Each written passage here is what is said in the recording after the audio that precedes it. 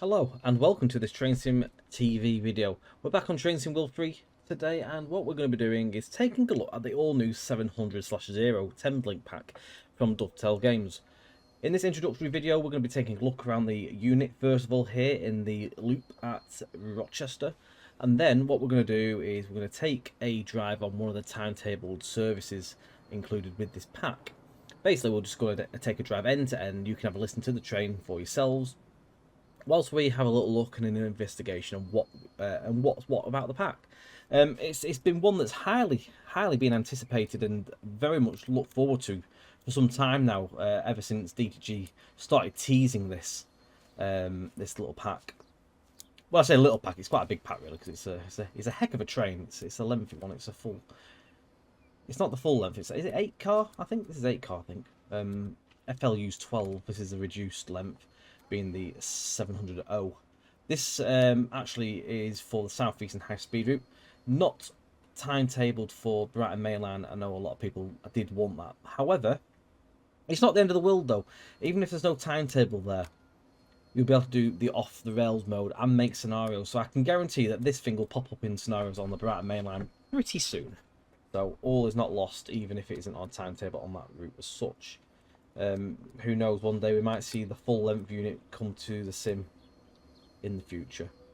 Just look at that, look at the step. I'm just looking at the step over there. I love that dirt on the step. That's very nice, really nice stuff. So what we're going to do, this is actually a timetable working, but it's just an ECS working. It actually starts in the loop. So whilst it's here, it just gives us a good opportunity just to have a quick look around the unit itself, even though it's going to ask me if I want to give up control, which I don't. And just to have a quick look at everything down at a bit more of a close-up view. Some nice detailing work there, some lovely texturing. Still the weathering and stuff going on in the bogies there, and the suspension. Got the shoe gear down there as well. Nice detail there. Cracking resolution, to be fair. It's not too bad, that actually. It's a very slight pixelation on it, but I wouldn't worry about that. Definitely seen worse. If we look close, we can just about make out some writing on the little panel on that suspension. That sort of shocker, I think they are. I presume that's what they are. You've got air conditioning section there. Don't think these door pulls do anything. No, they don't. Yeah. You can click the doors, or they will open.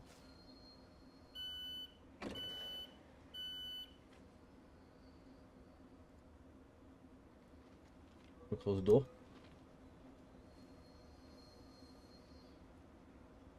Probably shut itself, to be fair. Moving down the train. Stand well clear of the doors and allow passengers off first. You always do that. That avoids a conflict of people bumping into each other when they're trying to get on and off the train. I'm interested to know what audio going on. I'm not sure if it's the ambient audio of the area. Maybe around the sort of like the dock area. The Thameslink logo in there. Loving the dirt on the windows as well. The sort of streaks on the bodywork. The dirt and grime down there at the bottom. It's not a pristine train, which is what's nice. Nothing should always be pristine and clean. Everything should look a little bit used and worked. Now, it'd be interesting to see if the weathering, hoping the weathering is not the same on all the panels. Hard to tell, to be fair. It might well be, to be fair, I'm not too sure. It'd be nice if you had a little bit different weathering on each one. That's the disabled access door there. So the disabled bay for wheelchair access in there on that car.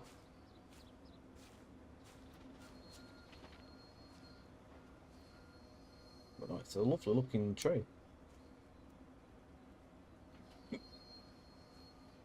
I've been looking forward to doing this video for some time, ever since it was announced. The detailing now there with the cables, coupling bar, and then obviously the gangway there in the middle.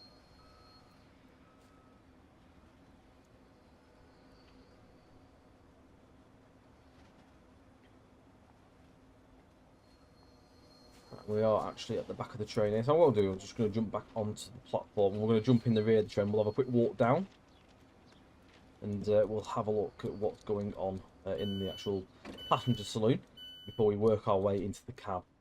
So, starting at the back of the train, we are in first class down here. So, little sort of pillows, not really pillows, they're sort of like little first class covers over the top of the headrest there. Luggage racks. Got destination screen. Now this isn't going to be doing anything on this one because we are on an ECS, so it's just telling us our next stop is Rainham. We'll have a look at this properly when we do our next bit of the video. Basically that displays all the details of the next station and where it's terminating and everything and where it's going to be calling at. With it being an ECS, it isn't going to show much.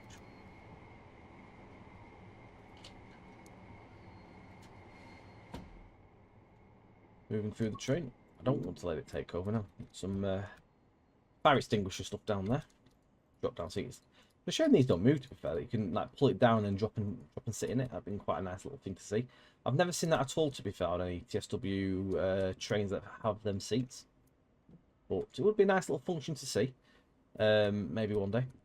Now the cool and unique feature of these, and a bit like the S-Stock, the Underground, is that you can actually see the whole train. So when you're going around tight curves, you can sit there and just watch the whole thing snake around a bend. So that'd be quite nice to see. So if you're sort of sitting in the not there, there, can't really, it doesn't really do it justice. It's not really a seat. I don't think you can do that. You'd have to stand. You'd have to stand, I think, to do that.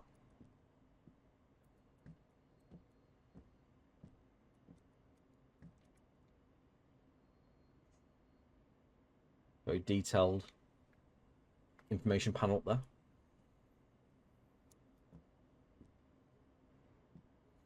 I would have thought there might have been like a Thameslink map or something on top of these doors, but I don't know what the real trains to be. To be fair, this is a little caveat. I don't actually know what the trains are like in real life. This video is just me having a look and just showing it, really. Oh. What on earth was that? It just beeped. I thought there was a total door going to open then. Maybe not. We're not. What on earth's that noise? Something's beeping. No, I thought he was going to do something. Yeah, well, I thought there might be a sticker that shows the network or something and what's what, but maybe not. But I don't know the trains in real life. I've never travelled on one of these. I've only ever played them on Train Sim Classic with the Armstrong Powerhouse Enhancement Pack, and obviously the pack prior before that, like the base pack. So this is all new territory to me on TSW.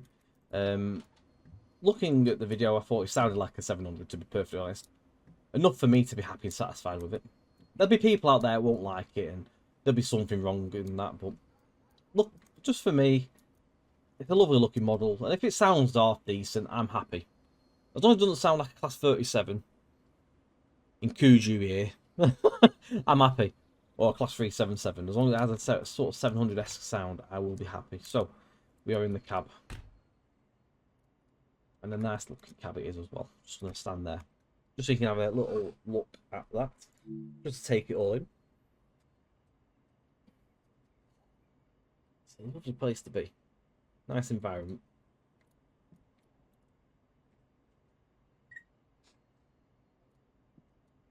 All sorts of on the back panel, so you can actually play about with all this sort of stuff, like isolation switching and stuff.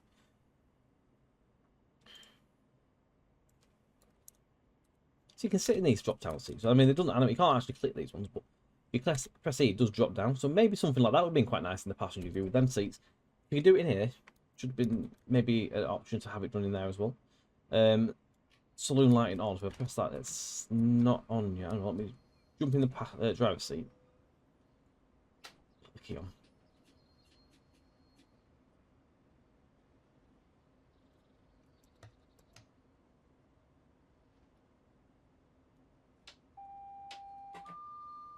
TPWS and AWS operational. So we've got that as well. So when you put into like the reverse, forward, and neutral, all that jazz, and cancel the AWS. It'll tell you the AWS TPWS is operational, and also you do get the DRA reminder appliance. So if I press it and then press it again, Driver, you have reset the DRA. Please check the signal. it's nice that those have been added. GSMR, you can turn that on, and it has registered what we're doing. So that's there. If I go in here now, do we get passenger or saloon lighting? There we go, lights are on. We can hold the button down for a minute, but there we go, lighting on now.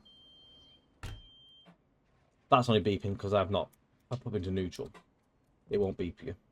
It's just because we've basically took our foot off the DSD pedal. It's now having a little tizzy about it. It doesn't like that. It wants you to stay where you are. It will tell you off. Right, so I'm going to go across and just show you a few bits and pieces in the actual cab. So this is a reduced length unit. You'll see RLU stickered all over the place. So there, maybe somewhere else, I don't know. This is just reminding you that you are 8 cars and not a full 12 car unit. So basically remind you where you need to stop. Along the route on the southeast high speed, on the update for the 700, you will notice there is now stock car markers for the 700 fleet. And they'll tell you, show you where you sort of need to be stopping at when you're driving. So moving from left to right, we've got a depot warning horn, bit of a whistle. Release doors on the left and close doors left. So I'm going to close that because I've already got a door open. It's a 700 going past now. I've also got another unit set because we should have gone. I'm now running late technically, but for this part of the video, we're just having a little look. So that's them. We've got the signal bell, the master key, the reverser, the power handle. Now, there we go. You can actually see when it goes into brake, it drops down, it pushes in. Now, that is all good. So you've got the TCMF screens, that sort of like engineer's panel, if you will, sort of all the gubbins hiding in the little screens there. If you can actually click the buttons, it'll do different things. So when you're driving, hopefully, there you go. So we're putting brake on there. You can see actually the needles, like the little bars going up for whatever amount of effort braking we put on. And now if we go into power, it won't do anything at me because we are in neutral and all that. But when we drive, it will show on there basically. Line voltage, that's telling us we've got 750 volts on there. Click on the next screen. That's to do with braking effort, tractive effort, and available braking effort force. You can see again how much we're putting on there. So we're about 40%, 50, 60, 70, 80, 90, and into full service. You can also hear when you take the brake off, you can just hear the, sort of like the brake valve sort of like releasing. Now, another thing I want to just double check is with us being down here, do the brakes actually clamp on and release?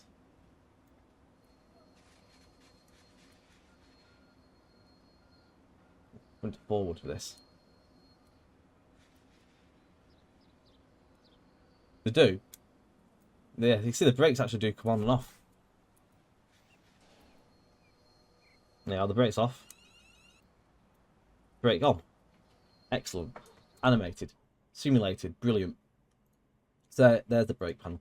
Going to the next screen. That should hopefully... No, that one doesn't do anything. They don't all do stuff. We'll go through them just to see which ones work. Right, it's just the top two that work on that one. Brightness. You can turn the brightness up. Turn it down. There's an automatic dimmer. Don't know if that works. There is a button for it, but I'm not too sure on that. Go back to show details. So that's that. Sorry, no, click brightness. It'll go back to the main menu. Snow brake mode. I don't know if that does anything. Apparently you can turn it on and off, so maybe it does do something. I'm not too sure. You would have to drive in the snow to find out with that one. Regen brake, you can have... Oh, hang on. That's a neutral because it'll tell me off. AC/DC and AC/DC mode, so you can swap between the two. We are on DC. We've been third rel, although apparently it is equipped with a pan.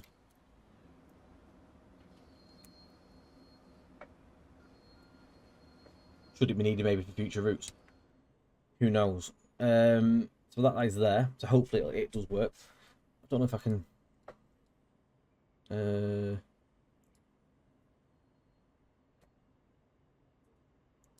don't know if I can put the pan up or not. Don't think it's as simple as that. Mode. AC.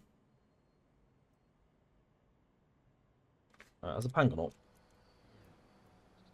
Nope. There must be a button for the pantograph to go up. I have no idea. I'm just going to have a look. I'm just playing. This is all about having a look around here at the minute and just finding out what everything does.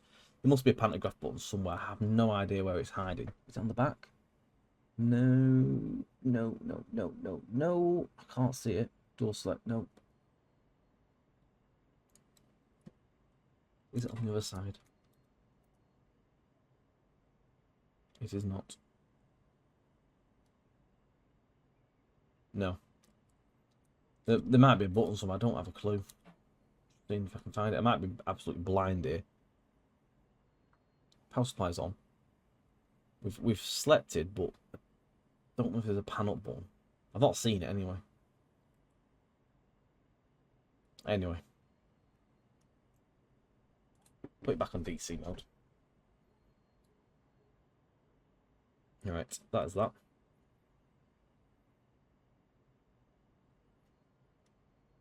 You can disable regen there basically. Is that the same as that? No, it's the same as we've done now. Enable. So you can enable it as well and then show details. It doesn't have it. Okay, right. Speedometer. AWS magnet things and all that jazz, usual stuff. AWS sunflower, shall I say. Don't think anything else is actually. Oh, hang on. Day and night. That works. Well, that works. It's going brighter. It's going darker. So that works. That's cool. Excellent.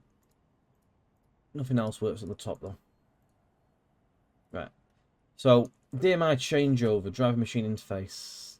Right. And left, you can swap them over. Look. So you can make it all go onto one, all onto the left, or automatic swaps them half and half. You've got the DRA, which obviously take that off. It will tell you. Reset the DRA. Please check the signal. Got your desk light. At the touch of the button there. PVC backup, power brake control backup. No idea what that does. You got lights, markers and day. So we'll put them on. We go outside. You can now see we've got our day lights set. Windscreen washer doesn't work, has to be expected. Put some wipers on though.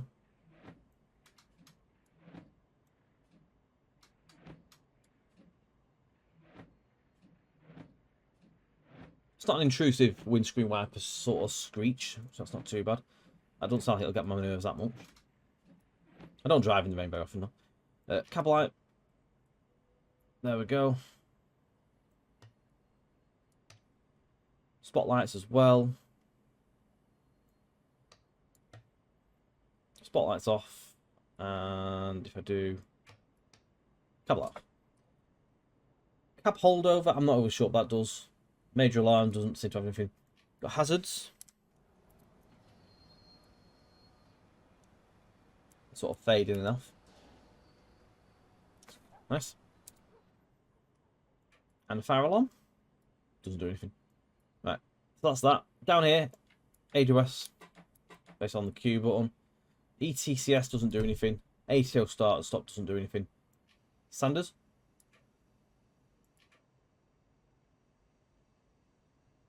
I can hear the sound. Yeah, I can hear it.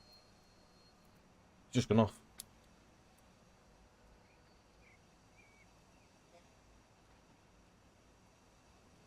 You can hear the sound. I think you can hear it. I can. Hopefully you could hear that. So it stays on for a certain amount of time. And then when it stops sounding, it should just go off. I think.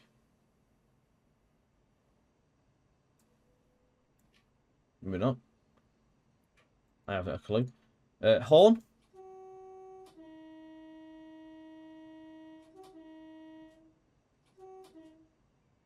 Decent horn. Doors right.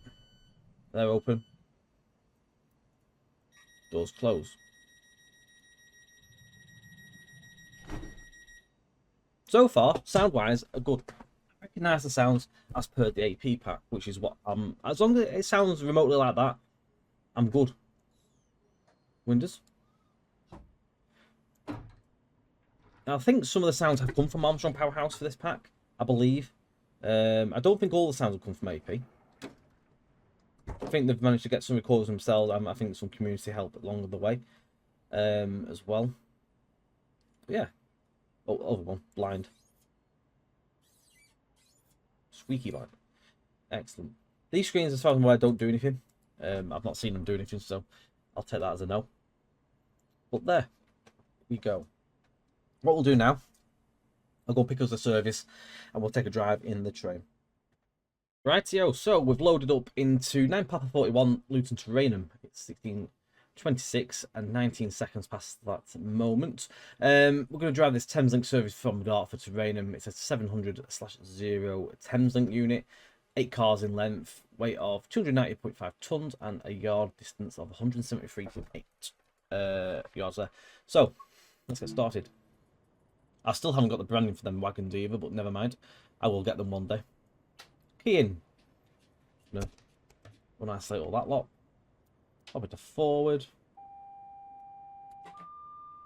TPWS as AWS. Get the right side open. Some windows open. We're going to put some passenger saloon lighting on as well. That should be on. No, it's not on. Oh, it's on now. Right, that's sorted. We're not off here for a minute or so, so it's all good. Now we need some lights on, so let's put those on. Daylights. Should be sorted. There we go.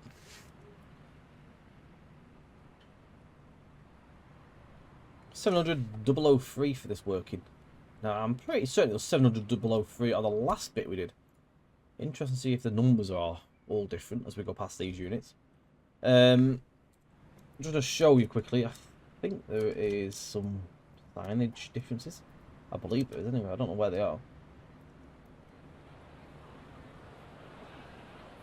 Where are they? There should be some signs somewhere, I don't know whether they're hiding or not.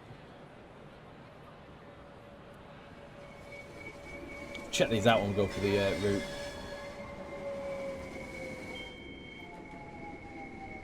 Right, doors going to be shut. I'm going to do an external view, so we can have a listen to the unit going on its way past here.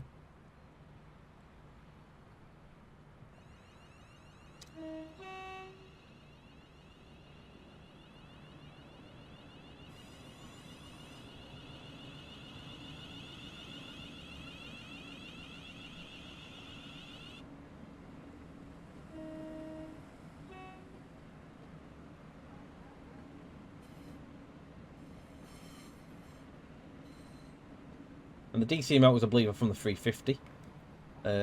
Apparently there's reasons as to why. I didn't watch the DC stream as on this, but if you watch back the DTG stream, Matt, I think, covers as to why they've done that. To be fair, I think AP did the exact same on the EP, and I think it was alright.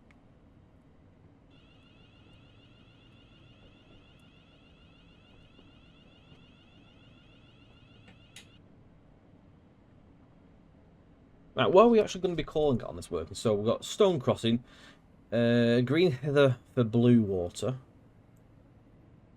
Swanscombe, Northfleet, Gravesend, Higham, Strood, Rochester, Chatham, Gillingham, Rainham, and that is our stuff. I think Rainham we actually use the bay platform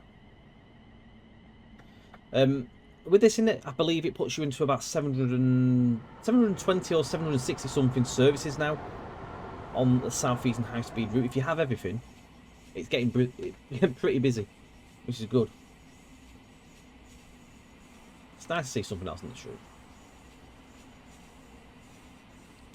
As I said earlier in the video, I can guarantee you there'll be scenarios for the 700 on the Brighton Main Line. People will soon make stuff for the Creators Club. So keep your eye out on that. I'm sure there'll be stuff in good time to come. I don't think it'll be waiting long. And if we do find something that's worth doing, I will drive it and do a video of that as well. So keep an eye out on that front. We will hopefully be able to cover that in the near future.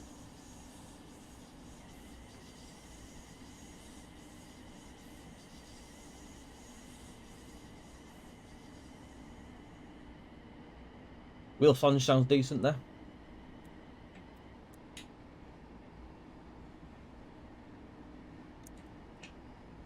See the tractive effort if you look on the left hand side screen. That's now going up as we put power on and then as we take power off. Then pop brakes on. The braking effort is showing there on the regen.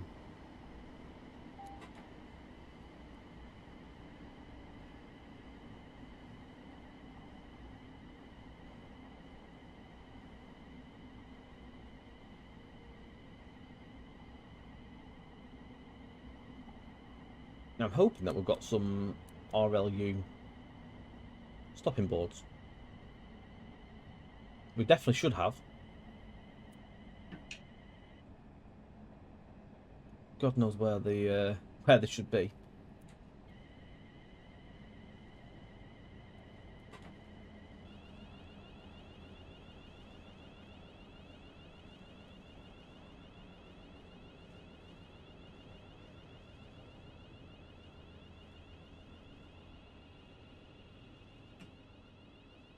No idea where they're hiding. Anyway, even if I do have them, I'll end up stopping it wrong position anyway. Is this stone? This is stone. I could have just zoomed in over there, to be honest.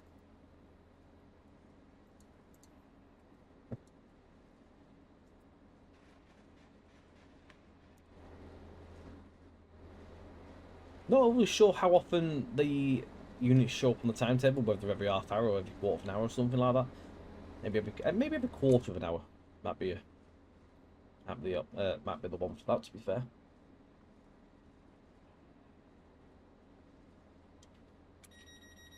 I have got there is a manual as well for this. Now it's very rare that you see a manual, and this manual came out probably about a week before the release.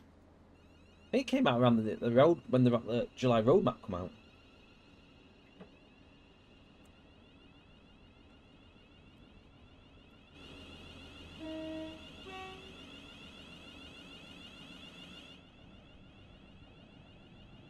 Many different views there.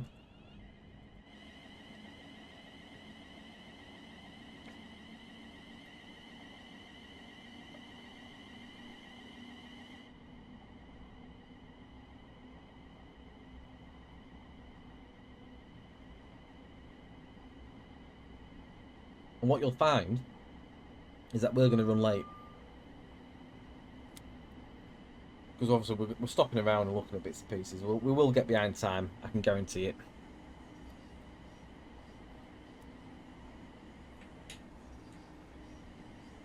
And obviously it'll take us a little bit to get used to it, get used to the braking.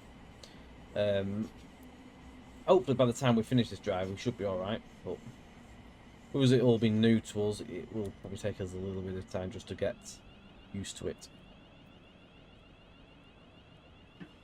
So all of a sudden we're now sort of stopping short.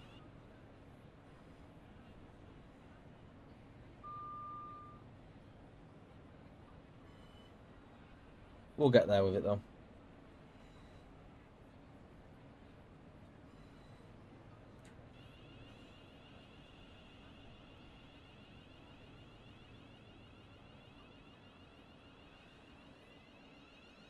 Green Head of Blue Water.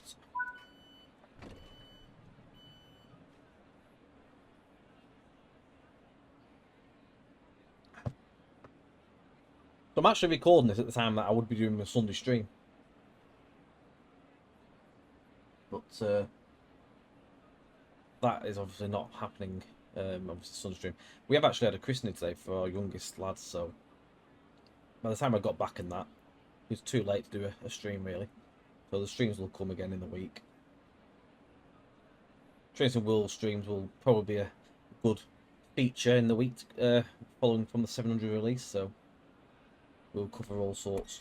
We'll do various drives and other stuff as well. We'll try and orient the streams with a bit more Trains and World as well now moving forward. I think it's a good move, personally. I don't know what your thoughts are at home. Do you think it's a good move? Should we be doing this?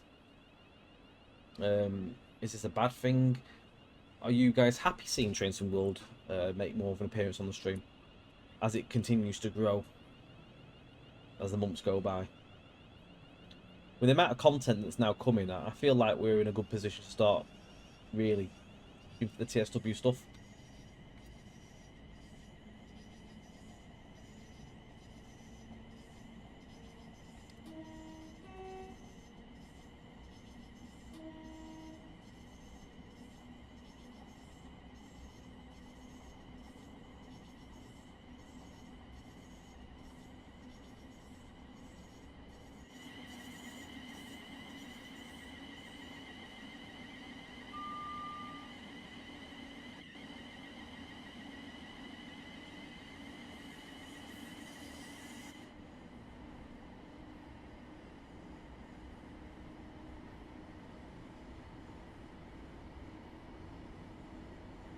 Combe next.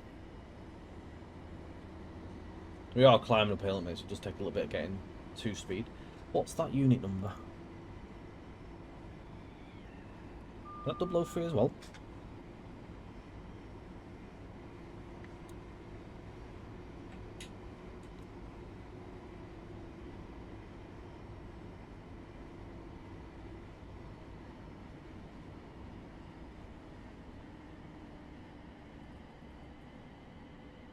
Right, I'm going to try and brave it here. Put a bit of brake on now as we come into the platform.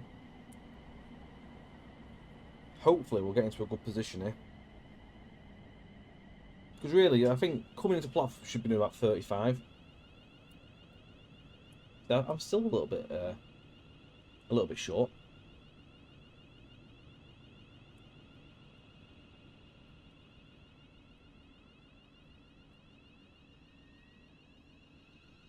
Very hard to hear it, but you can actually hear the sort of whistle when you come down at lower speed into the brake.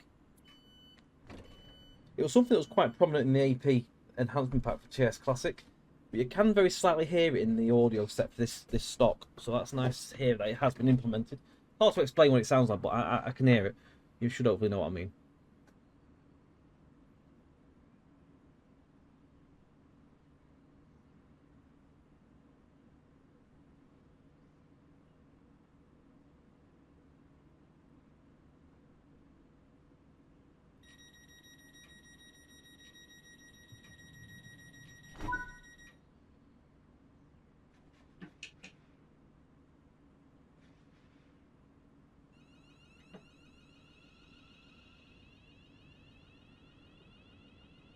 Short stroll down to Northfleet, which is 0.6 of a mile.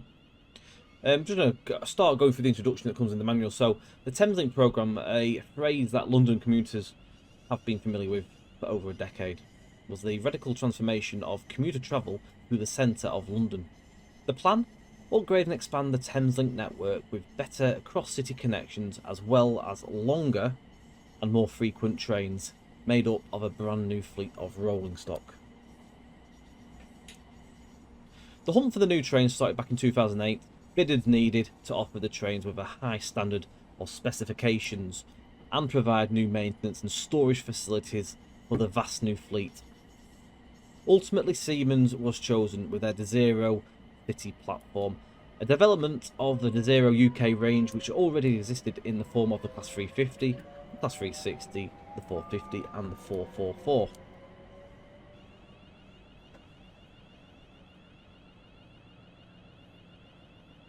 With the first delivered in 2015 and the growing fleet entering service by 2016, the Class 700 is a revolutionary EMU.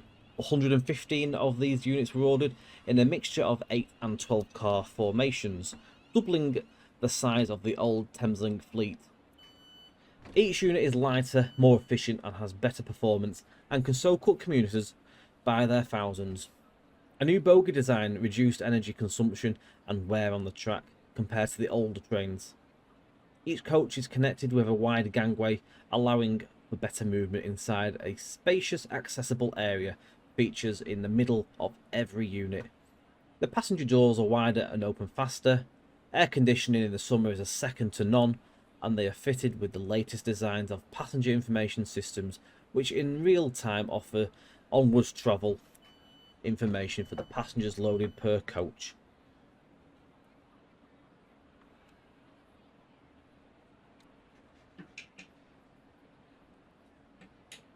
I might have made a little boo-boo here, by the way. I don't think I've actually stopped in the right position. I thought I had. So before I read any more, I'm just going to go into the right stop. I actually thought I got there. I didn't realise it was so tight. I'll try again. Sorry, I'm too busy reading. It's safe to say that the Class 700 was the biggest step change in the London commuter rail travel since the introduction of the EMUs themselves, earning the title Train of the Year in 2018, with a bright future on the horizon. The 700/0 variant of the 8-car configuration and is mainly used on the metro routes with more frequent stopping and less overall distance covered per journey. It is of which these are used on the Medway route.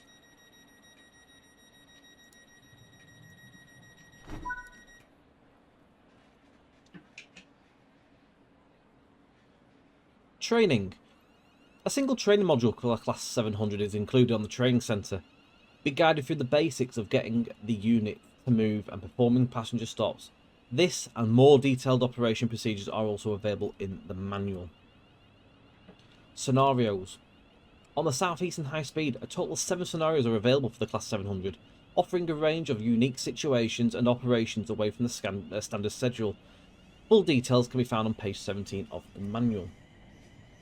On the timetable, a new layer has been added to the South Eastern High Speed timetable, bringing the 700 into its Dartford and Rainham role. More details are provided on the specifics of these new high-speed services on page 15 of the manual.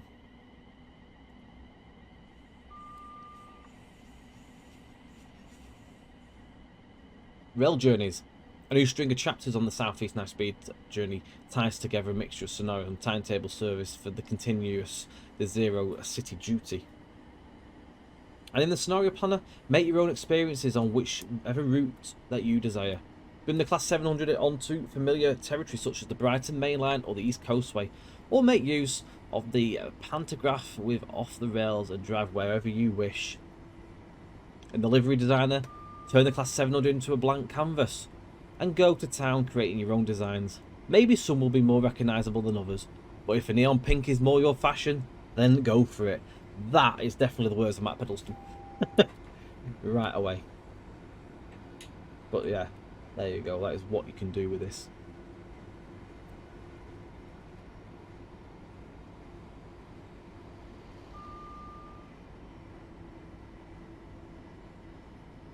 Right, we are slowing down for 30 in a very short while, so we've all got the brakes on. Not too far from Gravesend. We joined us up with the Javelin services. Train boat's just gone past there as well.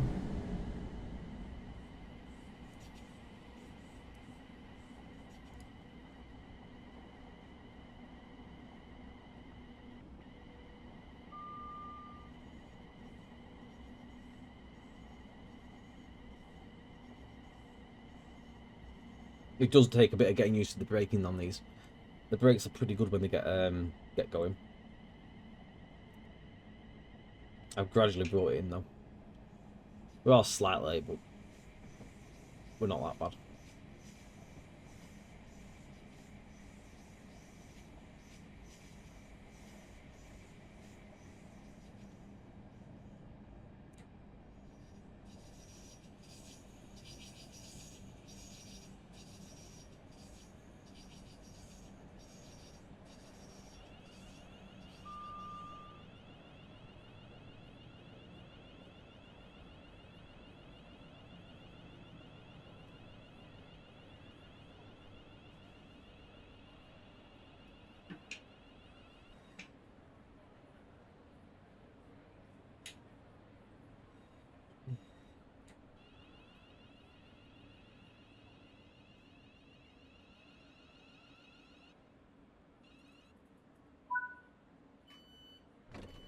Right. Some specs for you. So, bit of info really. So the manufacturer of these units are Siemens Mobility. They were built in Krefeld, Germany. Build date was between 2014 and 2018. Number built 60 sets. Power type AC of 25 kV AC originally. Power type on DC is 750 volts DC, third rail. We've got 8 coaches for RLU, 12 if it's an FLU, but these are the RLUs on this pack. Capacity is 1,146 passengers in total. There is a seat total of 52. In first class, in standard, you've got 373 seats, and standing capacity is 719. Got a length of 162 meters or 531 foot, weight of 278 metric tons, and a top speed of 100 miles per hour or 160 kilometers an hour. The first class areas on all Thameslink Class 700s are all found at the front and rear end of the train. However, on mainline services, it's only deemed first class at the front, and the rear is declassified. On metro routes, such as their Rainham services, first class on both ends are declassified. Good to know, I didn't know that. Formation is DMCO, a PTSOL, an MSO, a TSOW, TSOLW, MSO, PTSOL, and a DMCO. There's a little guide at the bottom of, on that manual as well, just tells you what those all stand for. Railfan guide, basically. Oh, that's ace. They've added a thing in the manual so you can actually tick them off. That's brilliant. I like that. I'm just going to bring that over, hang on, just so you can see. So the little railfan guide, so you've got sighted, captured, hauled, and signed as a driver. So you can actually tick these off if you've been on them. I like that. Mint. So there's 60 units to go through there. Can you see them all? I hope they're not all 700,003 because they seem to be on this. There's also then a section about the cab layout, tells you all about that in the manual. I'm not going to read all that out because we'll be here till Christmas. There's a quick guide, a cold start and dark start guide. There's a shutdown procedure guide, changing ends as well. There's all that in there. It's brake test, reset guide, power mode changeover.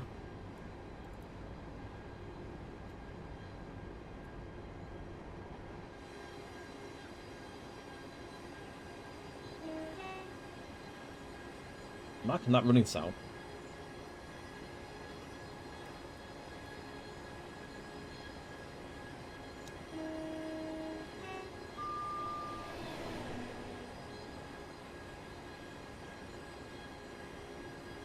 Liking it a lot.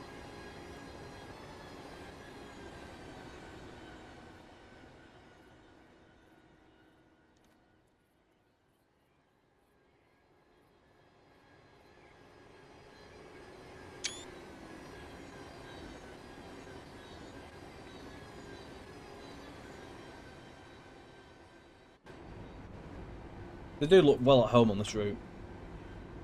It's a good choice. I think it was a good choice. If they'd put this on Brighton Mainline right now out of the box, it'd have probably killed that route even more on its performance than what it is at the minute. It's such a very, very performance-hungry route. I can understand why DTG decided to not let that route fall over. It was a wise move. It was passing Who Yard as well.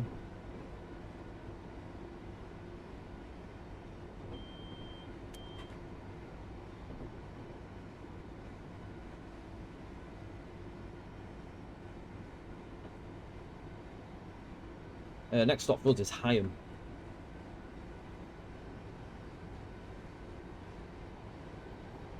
Don't forget, let's get the conversation flowing. If you've got any comments or anything on this pack, any thoughts or anything you don't like, put in the conversation below in the chats box, and we'll get back to you as soon as we can, and we'll keep that conversation flowing between yourselves and ourselves. Is there anything you want us to show regarding the pack, or anything else in TSW? Let us know again in the comments below, and we will do our very best to try and accommodate whatever we can possible. We do enjoy hearing back from people in the comments, and it's I'd say it's vital to have. To be fair, it's a good thing to have. We can engage with yourselves, and then we can hear what your thoughts are, and we can try and, if it's something we've done you don't like, we can try and change things and do things better moving forward. There's always room for improvement on our style of videos, but if you're liking what we're doing, excellent stuff.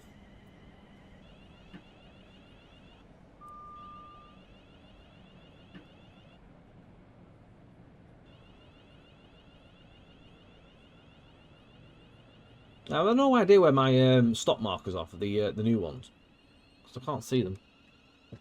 God knows.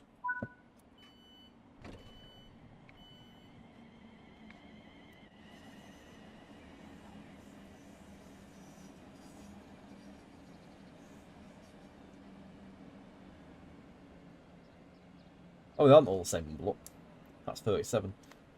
So we are alright. The numbers are good. But we're seeing 003 everywhere. What else have we got in this manual? Just bits to go through. So you got the timetable on the Medway route. So this route. 2 trains per hour. Alright, okay, so let me go through this properly. Let me actually read this out, because there's a bit to read. It'd be easy for me to do this. Next stop, Strood, by the way. Right, so Thameslink began operations in Kent with the introduction of the May 2018 timetable, replacing the southeastern 2 trains per hour service between Gillingham, Kent and London Charing Cross. The new Thameslink service was extended 1 further station in Medway to take advantage of the recently built Platform 0 at Rainham in Kent, and also diverted off southeastern metals after London Bridge, taking the curve up to London Blackfriars through the Thameslink core, continuing on to Luton.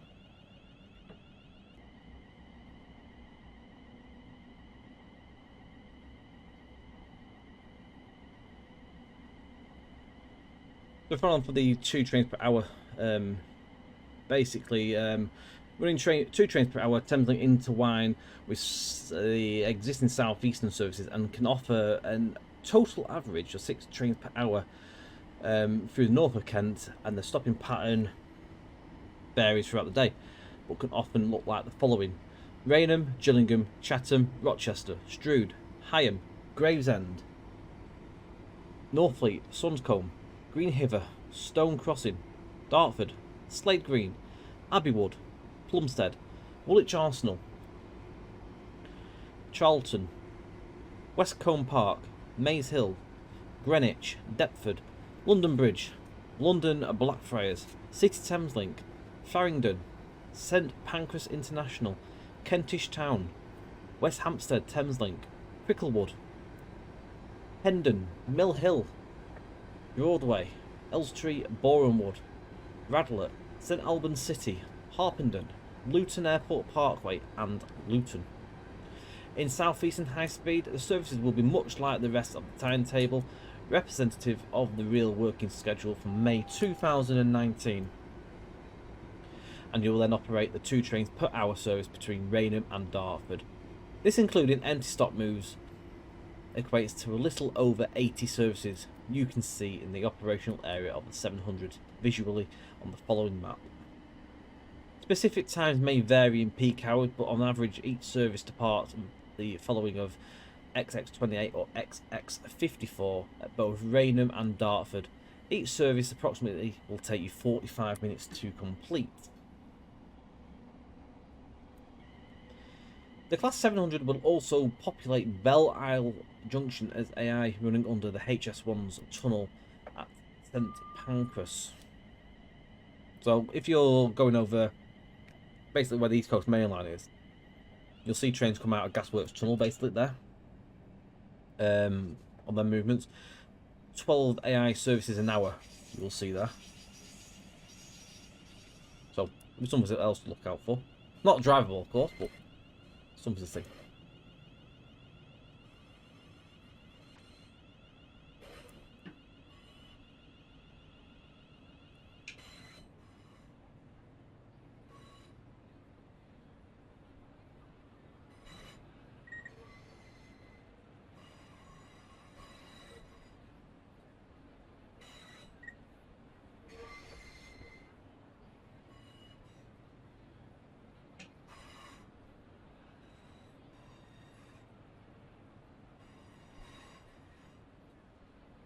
what else is in the manual.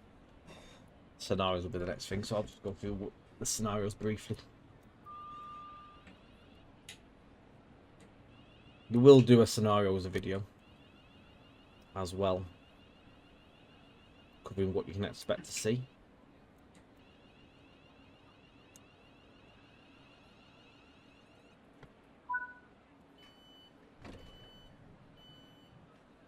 So, 7 scenarios. We've got the 0 city on test, the 0 city shattered, the 0 city, I nearly said something really naughty then. It all got a bit tongue-tied there. Shortened. The 0 city delays, the 0 city changeover, the 0 city showers, and the 0 city skip. You've got to say that carefully, otherwise you'll say something you don't want to.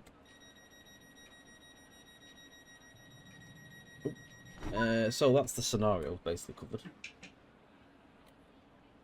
What else have we got in the manual? There's loads of useful information and links and stuff as well at the end of the manual. And that's pretty much it, to be fair. I will put the link for that manual in the actual description. So if you want to have a look before you decide to purchase this pack, you can have a read and have a look at what's on offer. But a pretty nicely written out manual there, to be fair. Pretty jam-packed with information. That was a good thing.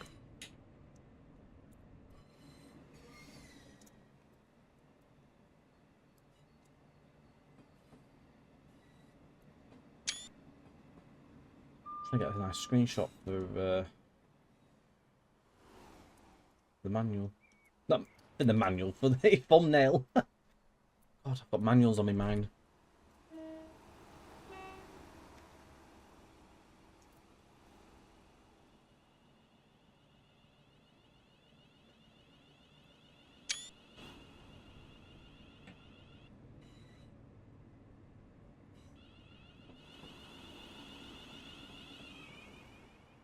We can get over here.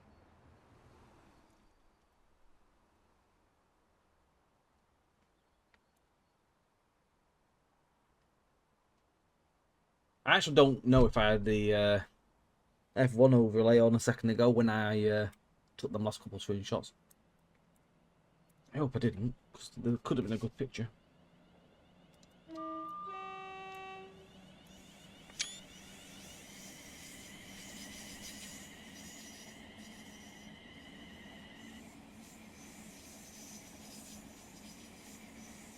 It definitely is a joy to have it in the game, and it's a joy to drive. It's really nice. Really nicely modelled. It looks great. It sounds great. I've not got any quarrels with the sounds, to be fair. To me, it sounds like just how it did in the APEP, really.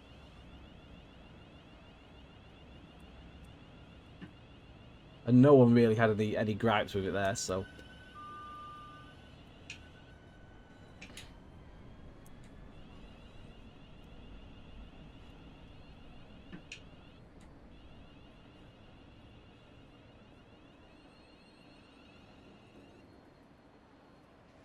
No, that's wrong.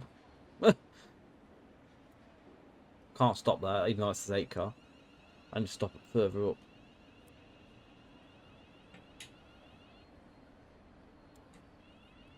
Try this one. We'll just stop at the 10 car mark. Seems to like that.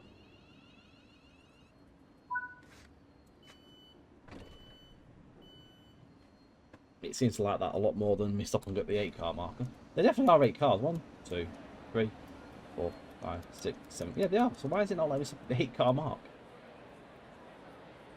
Bizarre. Loving the sheen. Look at that windscreen as well. Look, you can see the smears when the sun's like casting off them.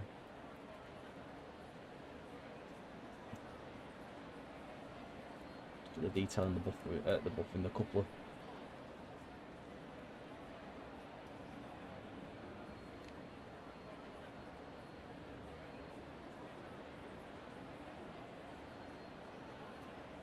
I believe one of these scenarios you actually deliver it.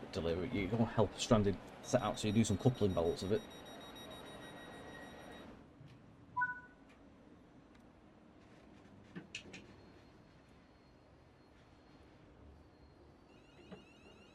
Chatham next.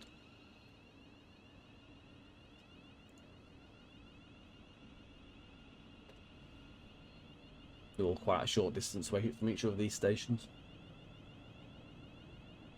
before we get further out.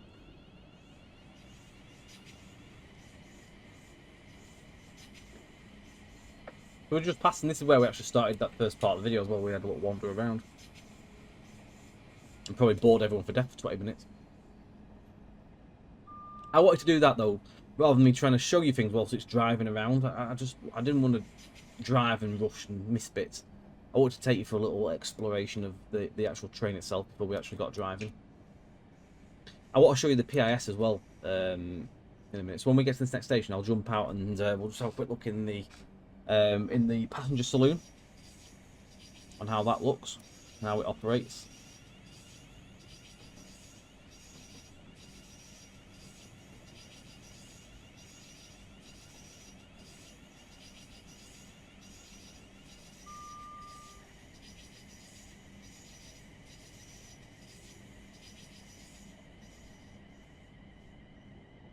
Yeah, that flange sounds very good.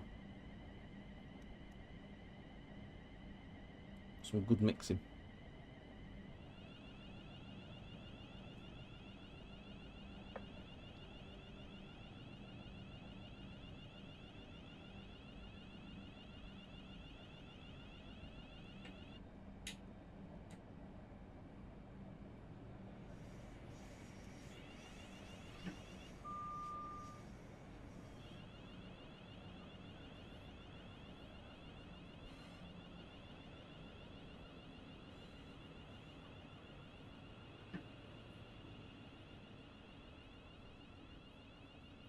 I don't really think, to be fair, no, it's got stop markers. You need to stop at where the timetable just tells you. Not just take note of the actual stopping markers that are available. Right, so let me just pop in neutral. So we don't start beeping at me. That door handle actually operates as well. It pushes down. Right, so this train terminates at Rainham.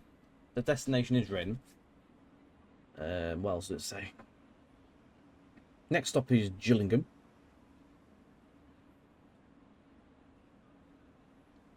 Does it give you a list of names as well? I'm not too sure. It goes through that lot.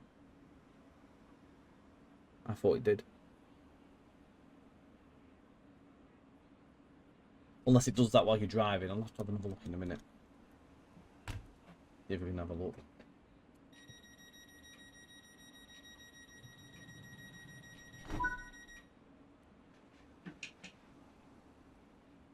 Oh, hang on. Put into forward helps, doesn't it?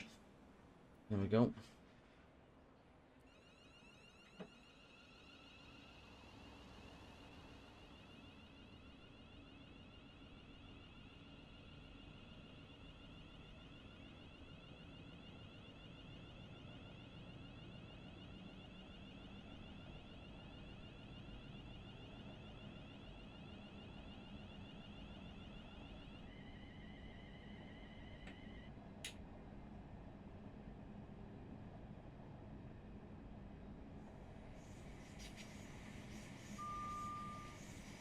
If I'm actually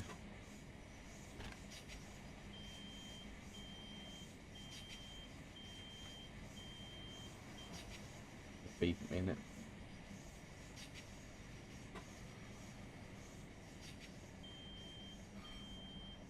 I don't think it's not liking what I'm trying to do here. Nah, just gonna sit back in here. I thought it should go through, maybe it doesn't. Don't know. Maybe it does, it's just not doing it at the minute.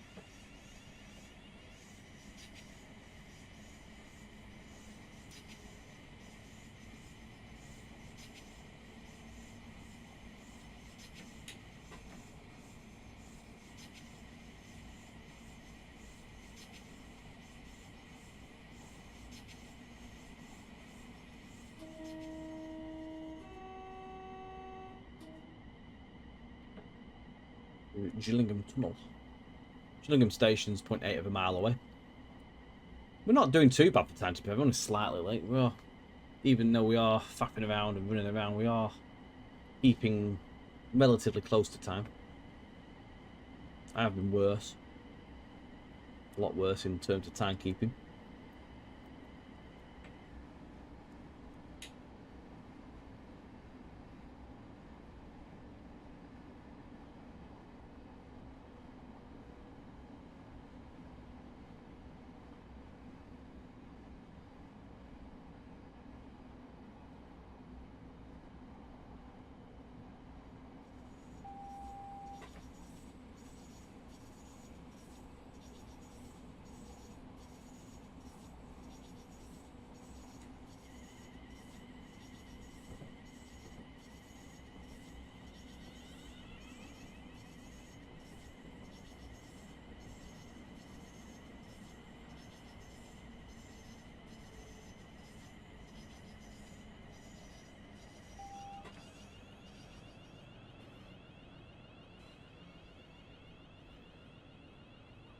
getting the brakes a bit more plus now.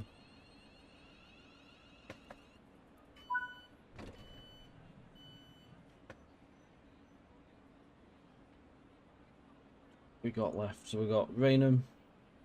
Oh, Raynham's next. How far away is Raynham? I think that's far away. It's somewhere up here. There. Because Raynham's actually the next station. I didn't realise it was that far, that close, to be honest. Signal's just cleared.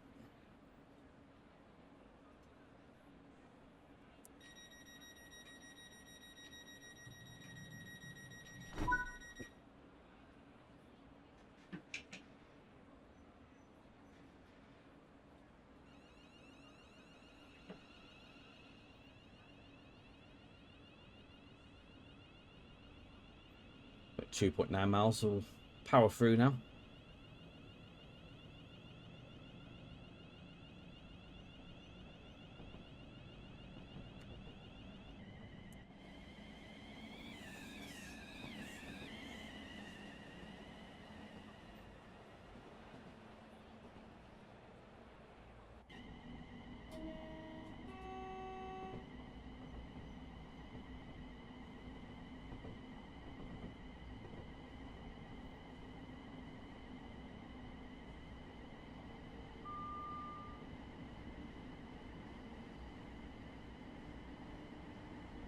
On the ECS moves, you don't actually take them into any depots or such, but you do run them as an ECS part of the route.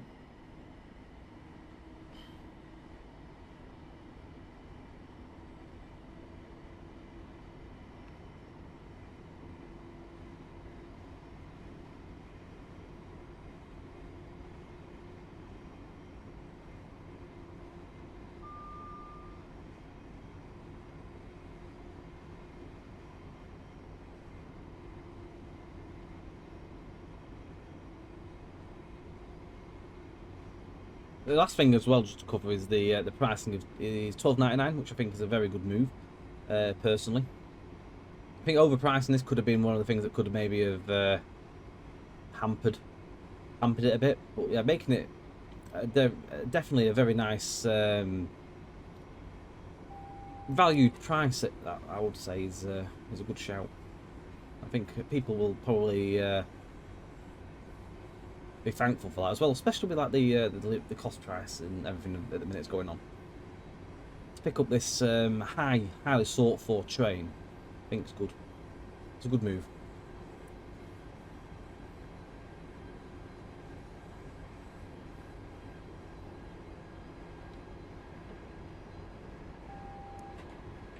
I should say we've got a nice good run here, but I've got to put the brakes now because we had a yellow. We've got a red, so I do need to put some brakes on. We're either going to get approach control into the loop, or we're going to be held for something. Either one or the other. I will presume it is approach control signal release as we go over the magnet. So I can't actually see anything in the platform up ahead, so fingers crossed. It's just slowing us down because we're going to cross over into the bay platform.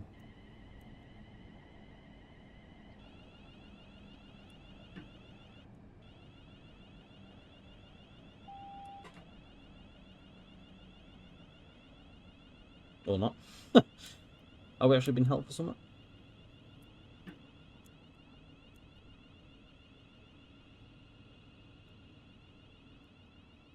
Oh no, we're good. It's actually changed. Maybe I have to slow right down for it to clear. It's 25 over the crossover into platform 0 as well.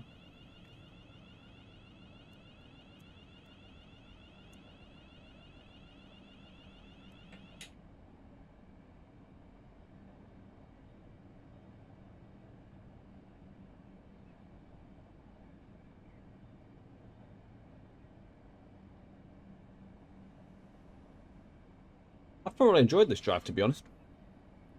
It's nice to have another train on this route. Again, I'll look forward to hopefully seeing it make an appearance on Brighton Main Line in a Creators Club scenario. And as soon as that becomes a thing, we will do a video on there just so you can see what it's like on that route. because we'll be able to drive them all the way through to Brighton as well from, I think, East Croydon. That's where they're joining. Let's slow it right down because I think it could be an overspeed ramp that might have us here. I don't know if they're activated or not, to be fair, but I'm just going to slow down just in case. Just in case we get caught out. So now some routes, they do have them working, some routes don't, so play on the side of caution there.